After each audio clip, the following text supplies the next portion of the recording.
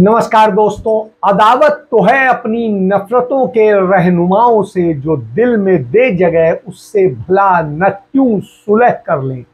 तो हुजूर यही स्थिति। आखिर क्यों राहुल गांधी को सड़कों पर पैदल चलना पड़ रहा है? क्यों गली गली, मोहल्ले मोहल्ले, शहर शहर, गांव गांव, जिले जिले, राज्य राज्य चलना पड़ रहा है, पैदल चलना पड़ रहा है? उस लाल को पैदल चलना पड़ रहा है जिसके पूर्वजों ने इस देश को आजाद कराया है, जिसके पूर्वजों ने इस देश को बनाया है, और जो 70 साल में उन्होंने बनाया है उसे कैसे बर्बाद किया गया है। इन सब चीजों को समझने के लिए कैसे राहुल गांधी एक दिन अवकाश पर होते हैं और सभी लोग अवकाश पर होते हैं जो पदयात्री होते हैं। तो राहुल गांधी अपनी मां से मिलने चले जाते हैं, जो बीमार मां विदेश से अपना इलाज करा कर आई हैं, उनसे मिलने जाते हैं। उसी दौरान कुछ और लोगों से भी मिलते हैं और वापस चले आते हैं। इतने में ही झमेला खड़ा कर देते हैं नफरत बेचने वाले, नफरत की राजनीति करने वाले, नफरत के सौदागर, और वो नफरतों का खेल शुरू कर देते हैं। कभी किसी फोटो पर, कभी किसी से मिलने पर, कभी किसी बच्चे से मिलने। तो यह दशा है राहुल गांधी। वो नफरत फैलाना ही शायद उनकी नियत ही है, और इस नियत के साथ वो ये सब कुछ करते हैं। तो इसी पर चर्चा शुरू करें उसके पहले मैं जिक्र करता हूं कि क्यों आखिर ये मैं आपसे चर्चा कर रहा हूं।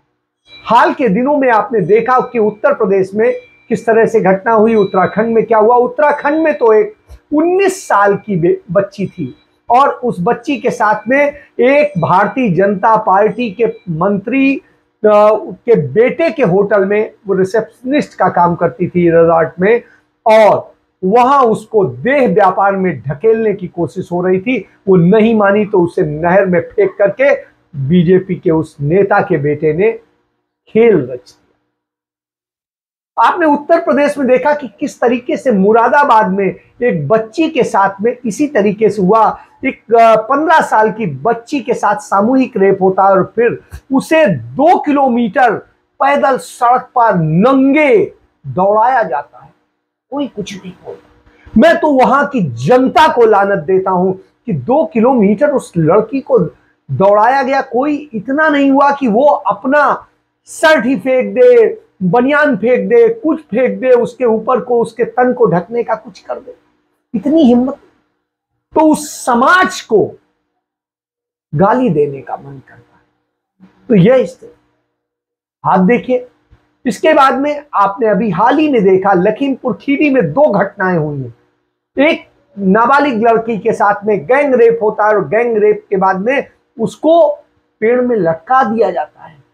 उस दलित बच्ची की लाश मिलती है। क्या होता है? उसी के जस्ट बाद में वो मामला शांत नहीं हुआ था, दूसरी घटना हो जाती है। हाथरस का, उन्नाव का, प्रयागराज का, इन सब का नहीं मैं दोहराऊंगा।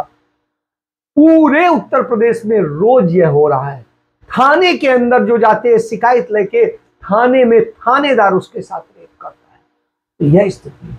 और इन सब के बाद में रोज खूब बोलने वाले, 56 इंच वाले, आंखें दिखाने वाले नरेंद्र मोदी चुप्पी साधे, और सिर्फ चुप्पी साधे। क्यों?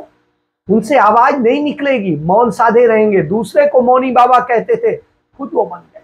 तो इस तरह के लोग हैं। इसलिए राहुल गांधी को सड़क पर उतरना पड़ेगा, इसलिए पैदल चलना पड़ेगा, और इसीलिए वो पैदल शायद चल रहे हैं। तो इस पे मैं बात करूं, आपको एक भयावह स्थिति बताता हूं। आज के आंकड़े हैं कि हमारा भविष्य कितने बड़े गर्त में जाने वाला है, समुद्र में फेंका जाने वाला है। इसको समझ। भारत का व्यापार घाटा जो है इतना बदहाली की स्थिति में पहुंच गया है कि हमारा भविष्य बर्बाद कर देगा। इस बात की अब गारंटी वो लेने लगा है। और हमारे नरेंद्र मोदी खामोश है, मौन। जो दूसरे को मौनी बाबा कहते थे, खुद मौन। भारत का फॉरेक्स रिजर्व जो है, जो विदेशी मुद्रा भंडार है, वो आज 545 अरब डॉलर ही बचा है।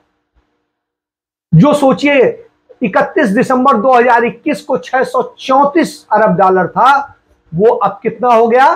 545, यानी 90 डॉलर के करीब वो कम हो गया है। तो ये दशा हो, तो इस दशा को आपको समझना पड़ेगा। और पिछले 2 साल में तो स्थिति और भयावह हुई है और ये लगातार घट रहा है। और अभी हमारी देनदारियां आने वाली हैं, और जो देनदारियां अगले माह हैं हमारी अक्टूबर में, उसके बाद में क्या हो। वहीं दूसरी तरफ रुपया 21.25 रुपये, 1 डॉलर के मुकाबले 21.25 रुपया का पहुंच गया। 21.25 रुपए का 1 अरब डॉलर हो गया हो, तो आप समझ लीजिए कि विदेश से जो हम सामान मंगाएंगे उस पर हमें कितना महंगा पड़ेगा। यही उदाहरण, और इसीलिए मैं आपसे कह रहा हूं कि जो व्यापार घाटा है वो लगातार बढ़ता जा रहा है और भविष्य में और बढ़ेगा, क्योंकि हमारे देश में तकरीबन 70% जो है बाहर से ही आयात किया जाता है। सारी चीजें आती हैं, कुछ वैध से कुछ अवैध से, सब कुछ आता है, और यही धंधा है। तो ये है। और आप देखिए, इसके बाद में आप देखिए आरबीआई के आंकड़े बताते हैं कि अक्टूबर 2021 से जून 2022 के बीच में भारतीय जो बाजार है, इक्विटी बाजार है, उसमें से विदेशी निवेशकों ने, तो कितने महीने हो गए? 21, जो अक्टूबर 2021 से 3 महीने वो हुए, और जून तक यानी 6 महीने, ये 9 महीने में हमारे देश की जो इक्विटी बाजार है उससे 2.5 लाख करोड़ रुपया, 2.5 लाख करोड़ रुपया हमारे विदेशी निवेशकों ने अपने निकाल लिए। उन्हें भारत की बाजार पर भरोसा नहीं है, भारत की सरकार पर भरोसा नहीं है, भारत की नीतियों पर भरोसा नहीं, और यही वजह है कि लगातार बढ़ता जाए। और आप यदि देखेंगे पिछले कुछ सालों के भीतर जो है नरेंद्र मोदी की जो 18 घंटे की मेहनत है, उसके बूते स्थिति है कि विदेशी निवेशकों ने हमारे देश के बाजार से 6.25 लाख करोड़ रुपया निकाल लिया है। 6.25 लाख करोड़ रुपया, आप अब समझ लीजिए। इसके बाद में हालत क्या है?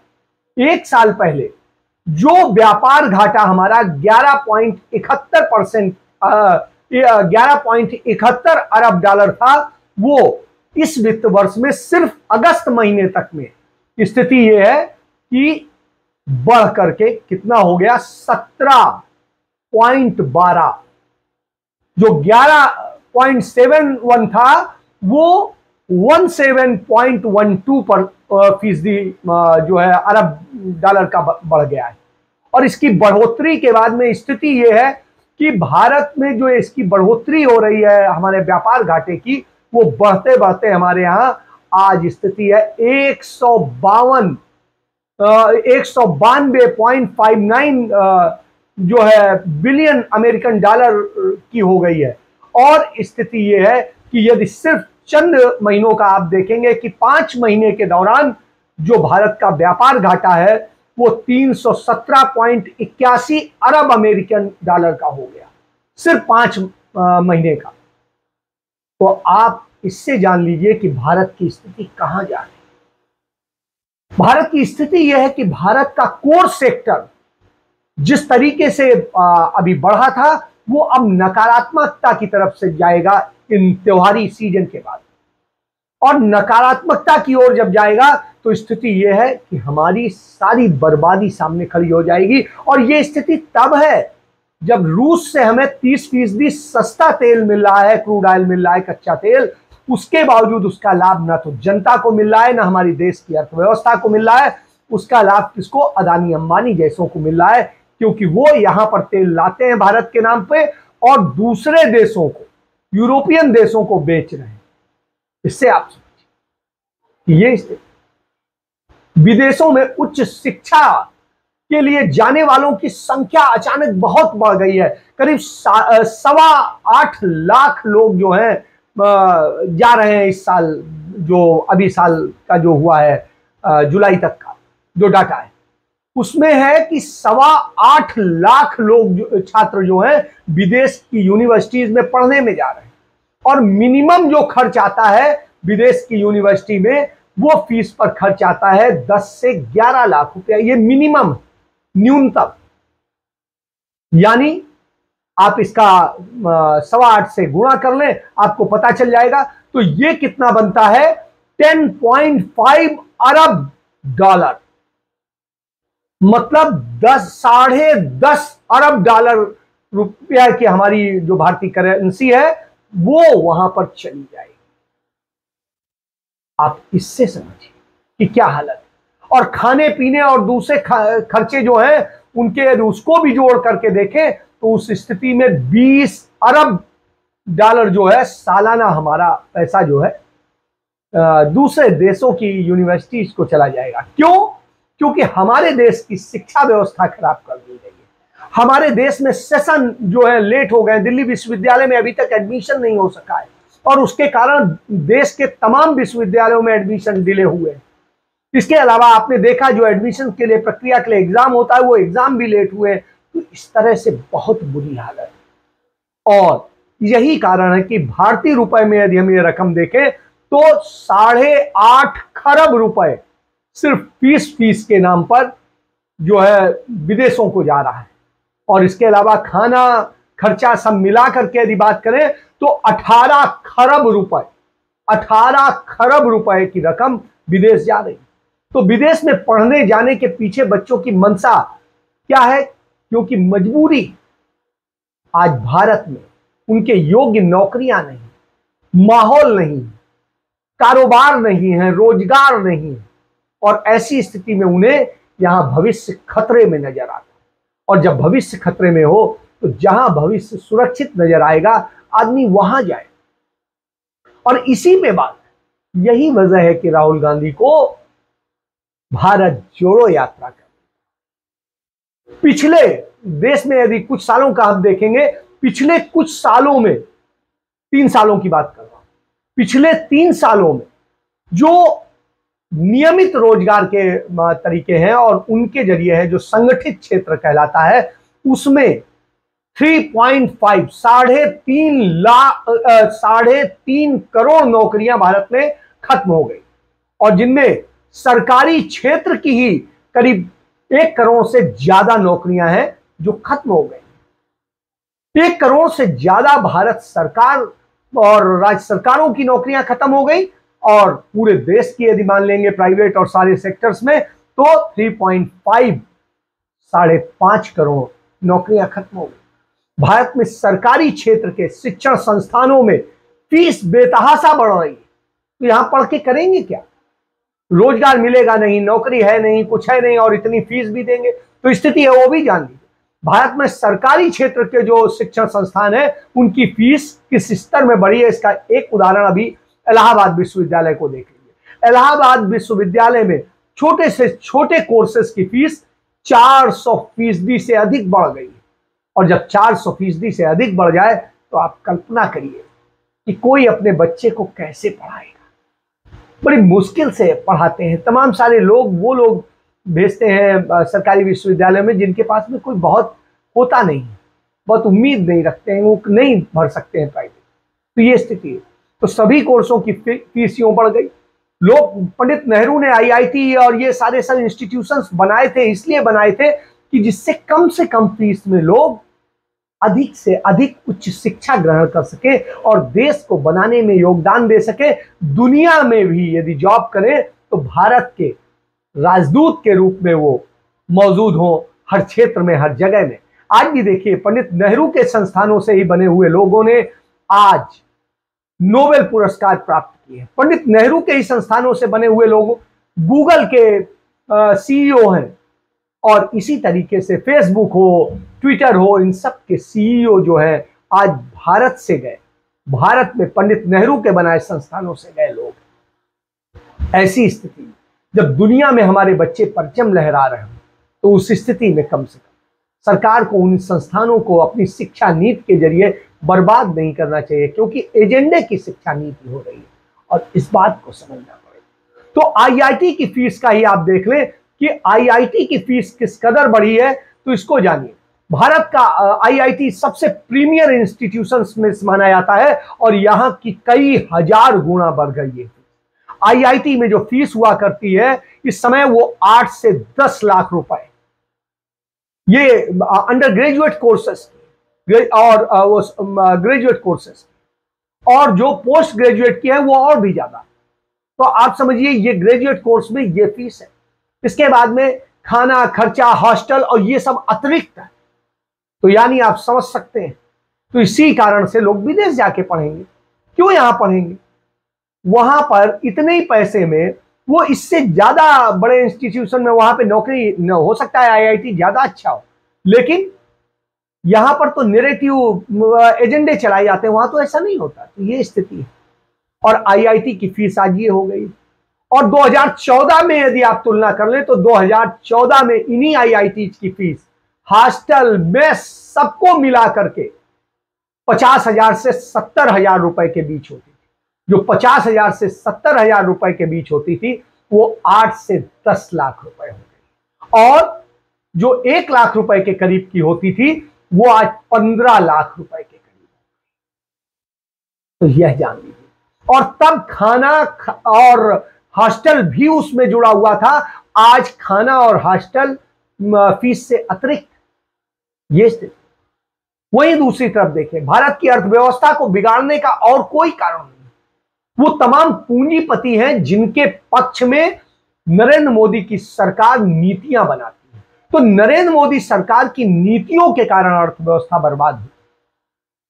और इस अर्थव्यवस्था के बर्बाद होने की जब हम स्थिति की बात करते हैं तो सिर्फ चुनिंदा पूंजीपतियों को लाभ दिया गया, और वो दिन दूना रात चौगुना बढ़े हैं। उनमें मुझे बार बार नाम लेने की भी जरूरत नहीं है। कोई अदानी है, कोई अंबानी है, कोई है, कोई महिंद्रा है, कोई और है, कोई टाटा है।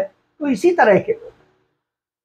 तो आप समझिए, अब तो टाटा को, रतन टाटा को नरेंद्र मोदी ने अपने पीएम केयर फंड का ट्रस्टी बनाया। झारखंड में मुख्यमंत्री रहे हैं पहले इन्हीं के पार्टी के, मुंडा उन्हें ट्रस्टी बनाया। ये खेल खेले जा रहे हैं। तो ये सब इसी चीजों का है। उन्हें ठेके दिए जाते हैं। सेंट्रल विस्टा का ठेका टाटा को दिया गया है। ये समझिए खेल को। तो चुनिंदा पूंजीपतियों ने भारत की बैंकों को इतना चूना लगाया कि हमारा एनपीए जो है 12.5 लाख करोड़ रुपया हो गया, जो मजबूरन सरकार को बट्टे खाते में डालना पड़ा, क्योंकि इतना रुपया लेके तो भाग गए। और इसके बाद में जो बचा, मतलब 12.5 लाख करोड़ इस देश के लोगों को 5 किलो अनाज का जो खिला रहे हैं, उसको खिलाने का खर्चा भी पूरे 1 साल का 1.5 लाख करोड़ भी नहीं आता। और ये स्थिति से इसके बाद में आप देखें तो इस तरह से बर्बाद किया गया। 2023 में वैश्विक आर्थिक मंदी आने का विश्व बैंक ने अपनी रिपोर्ट दे दी है। उसने स्पष्ट कर दिया है कि पिछली जितनी सभी मंदियां आई, आर्थिक मंदियां, उन सबसे ज्यादा बुरी हालत में होगी।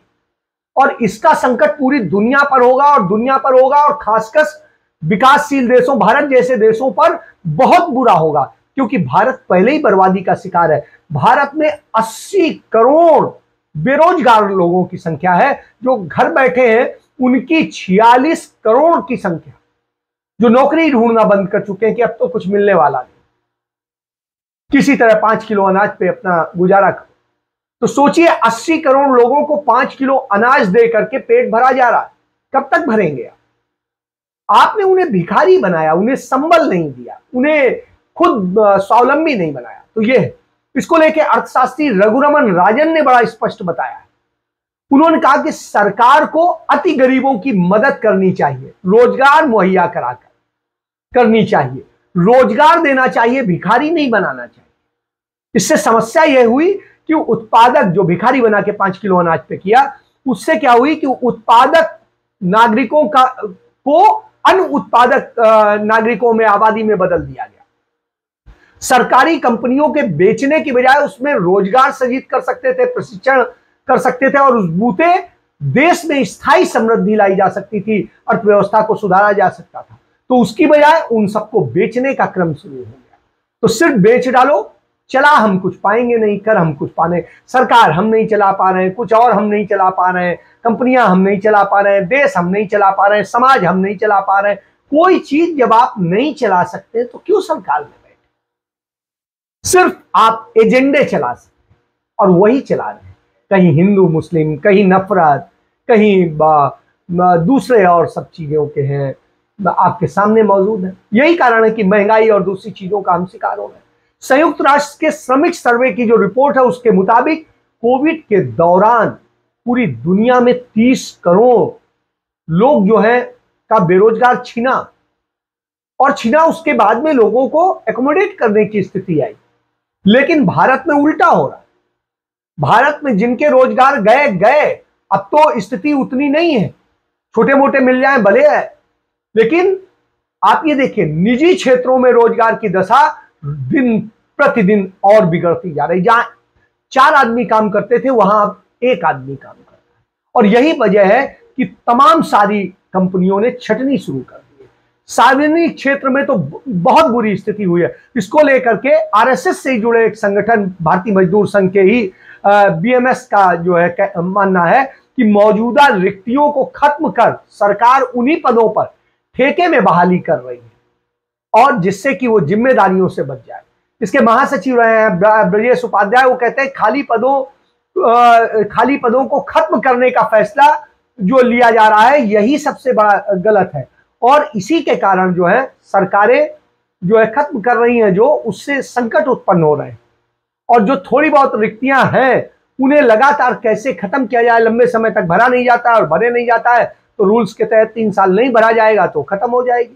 तो ये है, और सरकारी ठेकेदारी प्रथा लागू हो गई। तो मजदूर संगठनों के जो संयोजक हैं वो भी बताते हैं कि केंद्र सरकार के विभिन्न मंत्रालयों के अधीन आप ये समझिए 65 लाख से अधिक पद खाली पड़े होंगे कर्मचारियों के, और 32 से 33 लाख के बीच जो जहां पर होती थी संख्या, वहां पर 13 से 14 लाख के बीच में स्थिति हो गई, मतलब आधी हो गई। ये आप समझिए, आधी से भी कम, 60% पद खत्म हो गए। तो इस तरह है।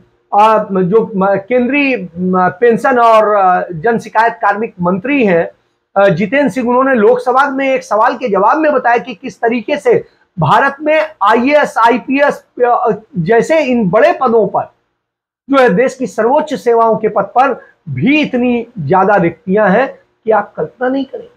3,500 पद खाली पड़े हुए, और जब 3,500 पद ये खाली पड़े हो आईएएस आईपीएस और इन सबके, तो आप समझ सकते हैं कि क्या स्थिति।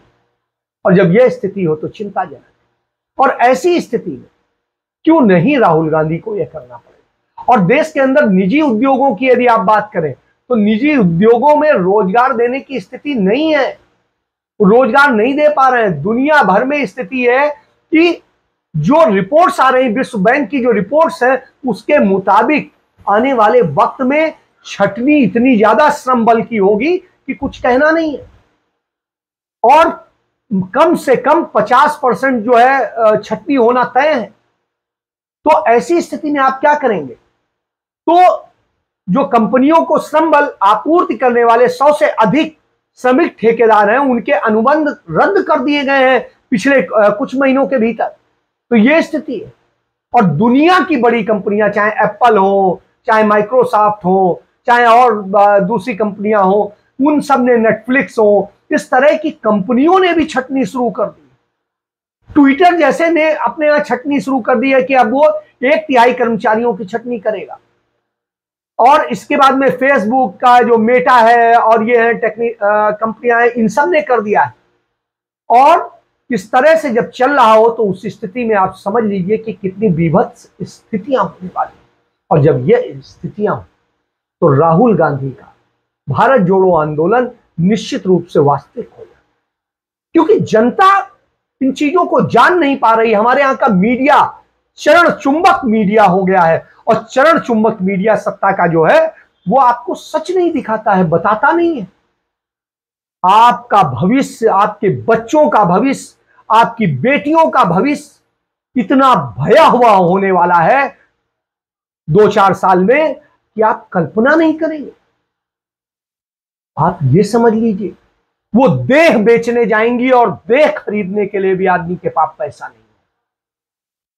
इस हालत में इस देश की और यही वजह है कि आप देखिए, जो मार्केट की रिपोर्ट है उसके मुताबिक खरीदार नहीं आ रहे हैं, सामान भरे हैं दुकानों, लोगों ने त्योहारी सीजन के कारण खरीदारी बहुत कर डाली दुकानों ने, लेकिन उम्मीद से कम स्थिति है जो रुख दिखाई दे रहा है।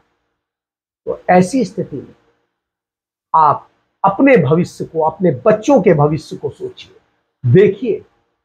यही वजह है कि राहुल गांधी भारत जोड़ो, और वो बताना चाहते हैं कि कैसे इन सारी समस्याओं का समाधान नहीं होगा तो क्या होगा, क्योंकि राहुल गांधी ने 2016-17 में ही कहना शुरू कर दिया था कि यह स्थिति आने वाली है। उनके आप पुराने फेसबुक के और ट्विटर के पोस्ट देख लीजिए, उन्होंने पूरा सचेत किया था भारत को, और भारत सरकार उस पर सोचने को नहीं तैयार थी, देखने को नहीं तैयार थी, क्योंकि जब अहम होता है, अहंकार होता है, तो वो सच नहीं देखना चाहता है, वो कुछ जानना नहीं चाहता है। और यही वजह है कि देश में बुरी स्थिति हो जा रही है। इसका एक और बड़ा उदाहरण है कि सबसे ज्यादा आरटीआई में पूछा गया कि दिल्ली की आम आदमी पार्टी सरकार ने 2014 से लेकर के 2022 तक कितने लोगों को रोजगार दिया जून तक। तो साहब जो आया आरटीआई में जवाब, उसमें आया जो पक्की नौकरियां दी गई हैं वो 440 नौकरियां दी गई, 440 नौकरियां। और यही अरविंद केजरीवाल बदली राजनीति की बात करते हैं, शिक्षा मॉडल की बात करते हैं, जहां 84% प्रिंसिपल के पद खाली पड़े हैं, 24,000 टीचर्स के पद खाली पड़े हैं। आप कल्पना करिए, तो यह स्थिति हो। तो ऐसी स्थिति में राहुल गांधी को सच बताने के लिए आपके पास आना पड़ रहा है, और इसीलिए वो आ रहे हैं। और जब आ रहे हैं तो आप जानिए, समझिए और आगे बढ़िए और सच के साथ खड़े होइए, नहीं तो आप अपने साथ साथ अपने बच्चों, अपने बेटियों, अपने दूसरी भावी पीढ़ी का भविष्य बर्बाद करेंगे इस नफरत के खेल में पड़कर, और नफरत के खेल से बचना होगा। इसके साथ मैं चर्चा समाप्त करता हूं। जय हिंद, जय भारत, वंदे मातरम।